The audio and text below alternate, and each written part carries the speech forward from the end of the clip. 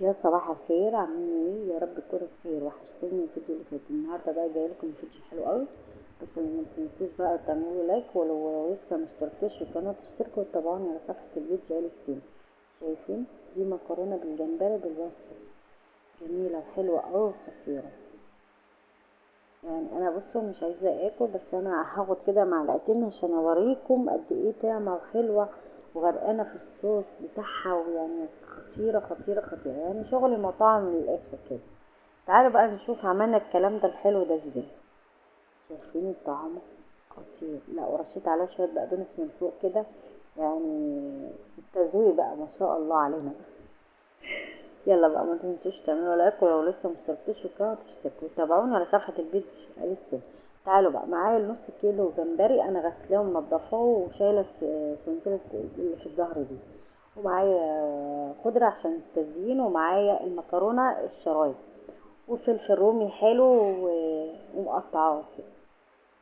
هننزل معلقه ملح عشان نسلق المكرونه. دلوقتي الجمبري هنعمل نشوح الجمبري. معايا معلقتين زبده، هننزل بيهم شويه زيت عشان الزبده متتحرقش. تمام. لو عندك بقى طاسه الوك دوت، يعني عادي. شايفين الجمبري زي الفل ازاي؟ انا فاتحه ظهره مطلعه السلسله، ويعني منضفاه وغسلاه ومخليه زي الفل. هننزل بقى بالجمبري. الجمبري بقى نسيبه ايه الشوح. الجمبري من النوع اللي ما بيقعدش على النار اكتر من كده، لو قعد بيجلد ويبقى عامل زي الكاوتش، يعني يا دوبك يشم النار خلاص استوى. هنسيبه بقى نشوحه، وهنحط بقى نحط له الملح بتاعه. التوابل بتاعته عبارة عن كمون، فلفل اسمر، بابريكا، كزبرة. خلاص. هنقلب كل الكلام الحلو دوت، نسيبه يا دوبك ياخد تشويحة بسيطة، ونبدأ بقى نشيله اللي على النار. تعالوا بقى نسلق المكرونة. المكرونة مش هنحط زيت فيها، عشان المكرونة ايه ما تيجي تمسك في الصوص.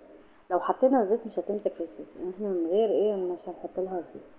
خلاص بقى نبدأ بقى نسلقها. شايفين؟ ده الطريقة الصحيحة لما تيجي تسلق المكرونة. تقلبيها وبعدين تغطيها نص تغطية، ما تبقاش متغطية أوي عشان ما تخرش وتغرقلك البوتاجاز. تمام. تعالوا بقى نطلع الجمبري. الجمبري ما بياخدش وقت على النار، عشان لو اخد وقت على النار بيعمل ايه؟ بيكش، يبقى عامل زي الكاوتش كده. تمام. خلاص طلعناه من على النار وصفيناه. وتعالوا بقى ايه؟ ننزل الخضار. الخضار عبارة عن بصلاية مقطعة، فلفل رومي، فلفل حراق، فلفل حلو اصفر واحمر. ونقلب كل الكلام الخضار الحلو ده، يبقى مفيد وجميل، ولأولادنا ما بياكلوش خضار. بالطريقة دي دخلنا الخضار في الأكلة، يعني منها احنا استفدنا بروتين وخضروات وكل حاجة. دلوقتي بقى نقلب المكرونة. خلاص هي داخلة على السوا، مش عارفة ماسكة في الكبشة ليه. هنبدأ بقى نشوح الخضار ده، وهننزل بالكريمة لباني مش خفق. طه، هي مش عايزة تنزل. هناخد يا دوبك يعني نقوله معلقتين كبار من الكريمة اللباني، ومعايا كوبايتين لبن كبار، بس حاطه فيهم اربع 3 معالق دقيق مدوباهم ومقلباهم كويس، وهنزل بيهم على الكريمة عشان اعمل صوص الوايت صوص. شايفين؟ تقيلة وحلوة وجميلة. عايزين بقى نزودها بشوية كريمة لباني وشوية مية، نص كوباية مية.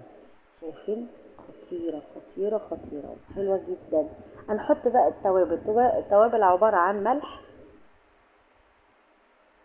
هننزل بقى بالجمبري اللي احنا ايه شوحناه في الاول، نزلناه في الصوص شوية، وبعدين ايه هنبدأ ننزل المكرونة، ننزلها بقى على المراحل. شايفين؟ بس موطين النار قوي عشان ما تتحرقش مننا. ننزل بقى الخضرة بتاعتنا، عبارة عن كزبرة وشبت، عشان يدي طعمها كده في الصوص الوايت صوص. هنقلب كل الكلام الحلو ده بقى المكرونه. انا مش نازله كل، اول ما احس ان هي محتاجه مكرونه احطها. هي الصراحه غرقانه في الصوص بتاعها وخطيره وحلوه جدا. شايفين؟ وسهله جدا ومخدتش مننا وقت وحلوه قوي. يعني بنعمل لاولادنا اكلة المطاعم، بدل نروح المطاعم بقى وندفع مبلغ وقدره. احنا بقى ايه؟ جبنا المطعم لغايه عندنا، وحطينا معلقتين مرقه فوريه، وحطينا ملح بسيط يعني عشان احنا ايه ما تنسوش ان احنا حطينا توابل للجمبري عشان الاكل ما يبقاش مالح معانا. تعالوا بقى نحطها في البايركس بتاعنا في الطاجن بتاعنا. انا مش عارفه امسك الوك، تقيل قوي قوي ومش عارفه امسكه، بس هي خلاص اهو. شايفين غرقانه بالصوص ده ازاي؟ ولا الجمبري خطيره خطيره. ما تنسوش بقى تعملوا لايك، ولو شايفين المحتوى مفيد تتابعونا على صفحه الفيديو، واشكركم لو انتوا وصلتوا لحد الفيديو ده انك انتوا اتفرجتوا للاخر. شكرا قوي. شايفين الطعامة والحلاوة مخدتش مننا اي وقت، وخطيرة وجميلة وسهلة قوي.